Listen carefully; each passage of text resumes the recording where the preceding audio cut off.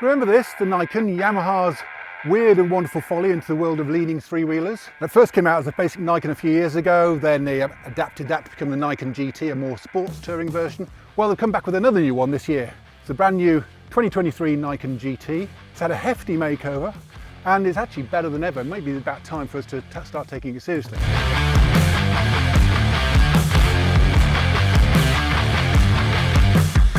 What they've done, first of all, rather than binning it, they've adopted, which they had to, the new now Euro 5 compliant CP3 engine, the 891 that's in the Tracer and MT09 and stuff. It's retuned slightly for this with a heavier crank, with the crank webs to make it more torquey. They've also given it a new TFT, 7-inch TFT dash, which is developed from that on the T-Max, which is glorious and colourful, actually really clear and nice to use. To go with that, there's a new switch gear, also adapted from that of the T-Max, which is, bless my heart, really easy to use. Got a joystick, it's beautifully easy to cursor through all the functions and to switch the modes, which they're now calling sensible things like sport and street and rain. There's also a custom mode.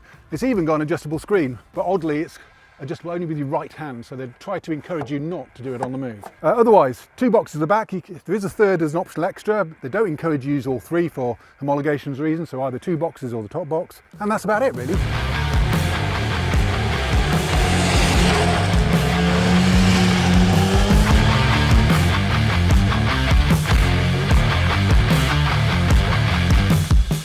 It goes really well. There's a new frame, the engine's now canted forward 5 degrees, all new frame, with much more tubular stuff around here to give it more rigidity in the middle and to aid the handling and ride. The back shock has been completely readdressed in terms of its linkage and damping rates and so on and so forth to give a much tauter, more controlled ride. The old one occasionally was a little bit skittish, now controlled a bit like having a trailer behind a Jaguar or something.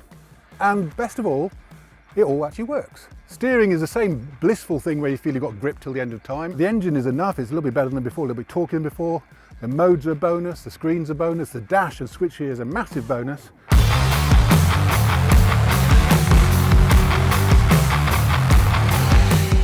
But there's a but, of course, yes. It's still a big ask because you need a motorcycle license to ride it, so if you're a motorcyclist, why would you buy it?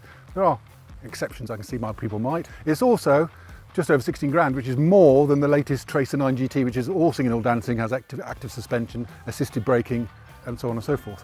But I urge people to try it. It's a really good experience. It steers like nothing else. It's actually a really good sports tourer, and I'm really pleased that Yamaha are persevering with it. Good effort.